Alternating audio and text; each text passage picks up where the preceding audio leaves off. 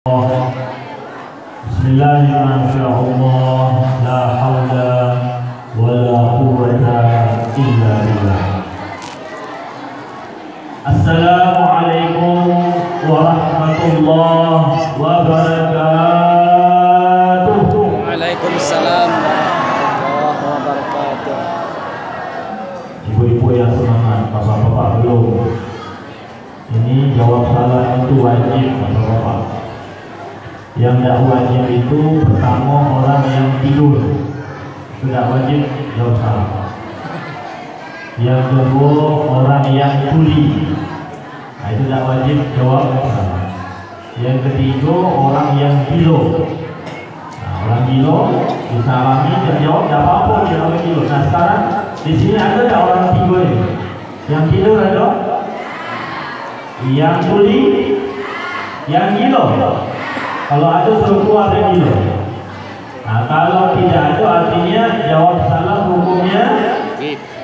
Assalamualaikum warahmatullahi wabarakatuh. Waalaikumsalam warahmatullahi wabarakatuh. Terima kasih. Bismillahirrahmanirrahim. Alhamdulillah.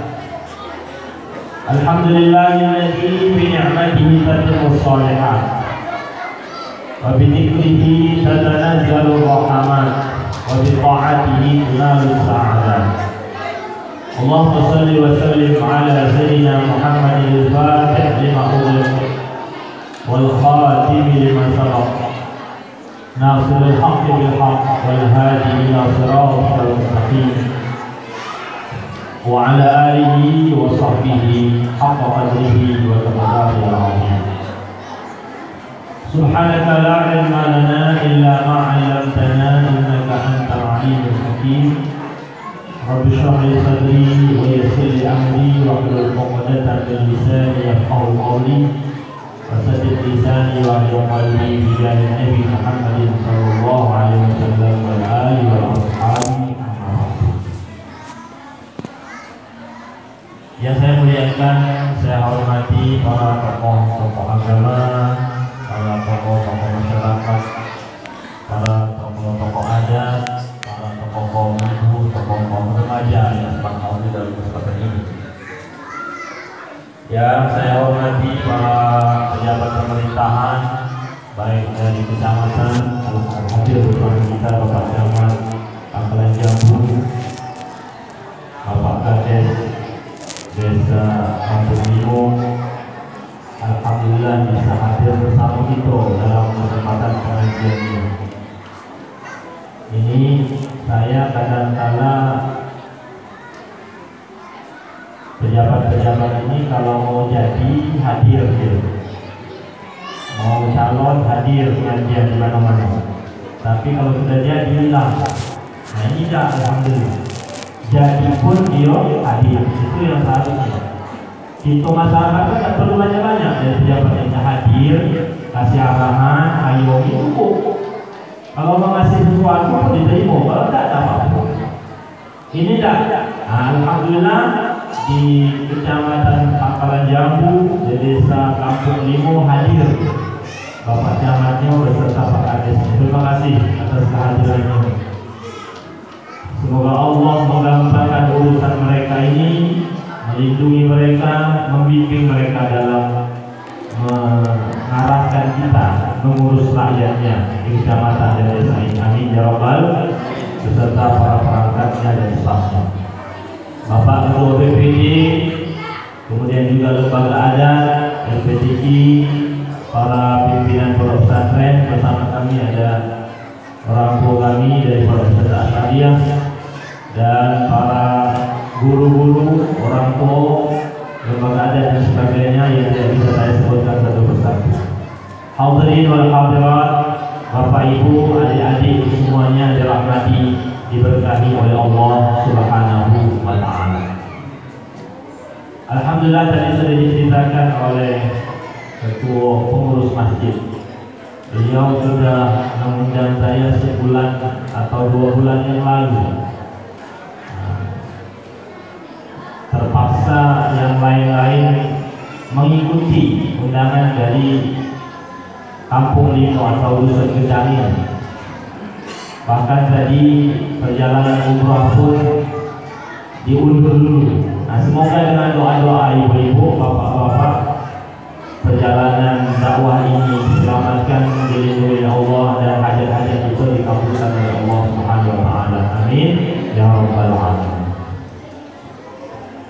Dalam pengajian hari ini kita mengambil tema tentang kisah dan hikmah peristiwa besar, mukjizat besar bagi Rasulullah SAW, yaitu Isra dan Mi'raj.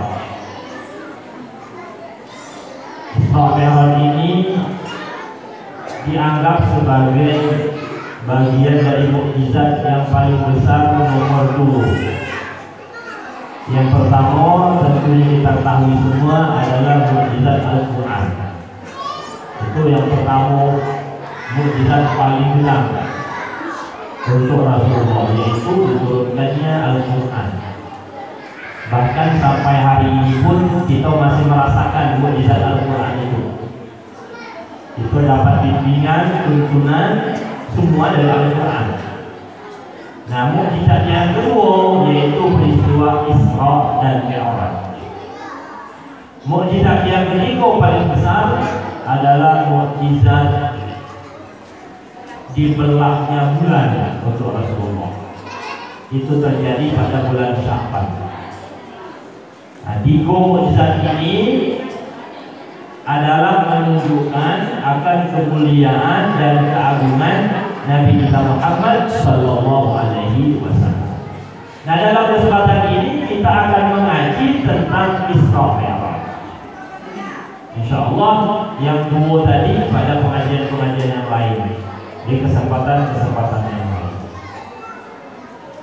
Isra Mi'raj ini disebutkan oleh Allah Subhanahu Wa Taala di dalam Al-Quran satu secara terang-terangan di dalam surat Al-Isra yang tadi sudah dibacakan, yang berbunyi A'udzubillahi minasyaitonirrajim, Bismillahirrahmanirrahim, Subhanalladzi asra bi'abdihi lailan minal masjidil haram ilal masjidil aqsa alladzi barakna haulahu linuriyahu min ayatina innahu huwas samiul basir.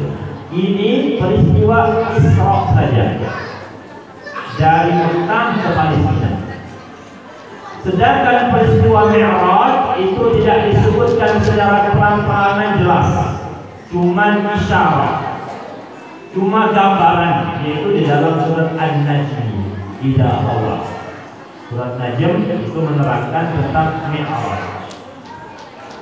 Oleh karenanya di dalam hukum fikih, bagi orang yang tidak mempercayai Isra itu dihukumi kafir, murtad. Kenapa? Karena tidak mempercayai Al-Quran. Sedangkan Al-Quran sudah menjelaskan dengan terang-terangan Mi'raj dan Isra itu dalam surat Al-Isra ayat pertama tadi. Maka siapa yang tidak percaya Isra berarti dia tidak percaya Al-Quran. Sedangkan Al-Quran di antara rukun iman kita, artinya dia sudah keluar Islam. Tetapi bagi yang tidak percaya dengan Mi'raj, perjalanan Rasulullah dari Palestina Masjid Aqsa sampai ke langit 7, tidak sampai dihukumi kafir, tapi dihukumi fasik. Apa arti fasik? Berdosa besar. Alasannya kenapa berbeda?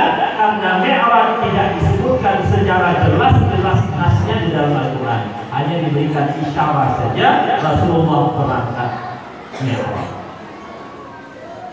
Tapi intinya bagi kita umat Islam yang sudah setiap tahun itu memperingati Isra Mi'raj, satu kesatuan, kita yakin 100% itu terjadi bagi Rasulullah Sallallahu Alaihi Wasallam.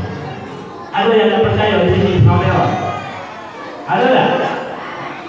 Yang tidak percaya itu mikirnya secara logika. Sebab jangan dulu kita baca ke langit. Antara Mekah ke Palestina itu 1.500 km. Ini di Jambi berapa kilo? 300 mungkin. Oh, 300-an. Sekitar 300. Ini 1.500 km. Mungkin sampai Surabaya. Bukan perjalanan tol, tidak. Bukan perjalanan pesawat, tidak. Pakai onta. Orang-orang dulu pakai onta. Sampai 1.500 kilo mengarunginya dengan onta. Tahu-tahu Rasulullah SAW menceritakan kepada orang kafir Quraisy, menyatakan sudah berangkat ke Palestina bolak-balik dalam waktu semalam. Bukan semalam dari maghrib sampai isya sampai subuh, tidak. Sekitar 3 jam atau 5 jam menurut ahli tafsir. Oleh karena itulah orang kafir yang melihat secara logika mereka berjalan dari muka Palestina biasanya 2 bulan, tahu-tahu hanya 5 jam 3 jam, mereka langsung terpukjidan. Dino Muhammad ini dari mana? Kenapa mereka menganggap Rasulullah juga? Karena mereka melihat secara logis. Tapi kita tidak melihatnya secara iman. Ini bukan Rasulullah yang mau berjalan, tapi Allah yang memperjalankan. Kalau Allah yang memperjalankan, apapun, sejauh apapun dia, sebesar apapun bisa terjadi. Tidak ada mustahil bagi kekuasaan Allah Subhanahu wa Ta'ala. Itulah sebabnya Isra ini, Mi'raj ini adalah fitnah, adalah ujian. Dijelaskan oleh Allah Subhanahu wa Ta'ala di dalam surah Al-Isra juga, tapi di ujung di tengah ayat 60 Allah berfirman, "Wa ja'alna ar-ru'yata allati araynaka fitnatan lin-nas." Kami jadikan apa-apa yang kau saksikan dalam peristiwa Isra dan Mi'raj itu adalah sebagai fitnah, ujian bagi umat manusia. Ujian yang pertama terjadi pada siapa? Ada orang-orang kafir ketika itu. Maka orang-orang sahabat-sahabat, orang kafir yang mendengarkan Isra Mi'raj terbagi 3 golongan. Satu golongan menolak sama sekali, menganggap Rasulullah bohong, gila dan sebagainya. Itu golongan Abu Jahal dan seterusnya. Tidak menerima sama sekali, karena mereka baca logika. Rombongan yang kedua ragu-ragu. Apa Muhammad ini? Sudah iman ini, sudah jadi Islam, tapi ketika dengar cerita Mi'raj ini dalam waktu semalam, mereka mulai ragu, apa benar, apa tidak, apa Muhammad ini ada pengaruh surprise, apa tidak. Karena ketepatan Rasulullah itu kan sebelum peristiwa Isra Mi'raj kan dapat banyak musibah. Dia dapat meninggal istrinya, meninggal pamannya, diusir dari negeri Taif, orang kafir tambah berat penyisaannya, penghinaannya. Mungkin kata orang-orang yang ragu keimanannya, Muhammad ini sudah stres, menanggung banyak sekali musibah. Nah ini mungkin nikah beliau ini sampai-sampai perjalanan itu nomor 2, ragu-ragu, padahal sudah beriman, padahal sudah Islam. Yang ketiga, orang-orang yang golongan Abu Bakar Siddiq yang menerima dan beriman bahwasanya itu kekuasaan mukjizat Rasulullah Sallallahu Alaihi Wasallam. Maka orang rumah gendang ini adalah termasuk golongan Sayyidina Abu Bakar Siddiq yang menerima bahwasanya ini adalah mukjizat Rasulullah Sallallahu Alaihi Wasallam. Maka dia menjadi fitnah bagi manusia, terutama pada saat itu orang-orang kafir. Pada saat itu para sahabat-sahabat yang berjumpa Rasulullah SAW. Ternyata hari ini Isra Mi'raj juga menjadi fitnah untuk kita juga, menjadi ujian untuk kita juga. Kalau perjalanannya saya yakin semuanya mempercayai. Tapi fitnah yang lain dari peristiwa Isra Mi'raj untuk zaman kita sekarang adalah isinya. Sudah banyak kita tidak percaya. Kalau dibacakan perjalanan satu-satu itu, Rasulullah melihat ketika peristiwa Isra Mi'raj itu ada orang disuguhi 2 suguhan. Ada satu daging yang busuk, yang jahat, yang tidak baik. Ada lagi daging yang bagus, yang harum dan sebagainya. Tapi orang yang disuguhi tadi malah mengambil yang busuk, yang tidak bagus. Maka Rasulullah bertanya kepada Jibril, "Wahai Jibril, kenapa orang itu yang tidak baik?"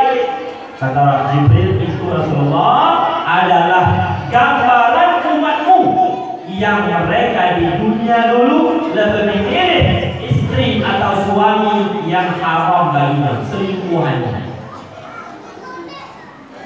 Tidak memilih yang halal baginya, itu gambarannya. Sekarang banyak sekali orang-orang yang seperti itu digambarkan oleh Rasulullah dalam peristiwa Isra Mi'raj. Yakin perjalanannya, tapi tidak yakin dengan gambaran. Rasulullah juga melihat dalam peristiwa Isra Mi'raj itu ada orang yang dipukul kepalanya pecah, jadi sempurna lagi, dipukul lagi, pecah lagi, sempurna terus, dipukul pecah balik lagi, dipukul pecah balik lagi. Jadi Rasulullah bertanya, Jibril, siapa orang itu? Kok bisa dipukul pecah balik lagi sempurna terus? Maka Jibril mengatakan, wahai Muhammad, itu adalah contoh, ilustrasi, gambaran umatmu yang mereka meninggalkan sholat 5 waktu. Itu terjadi jika dibayangkan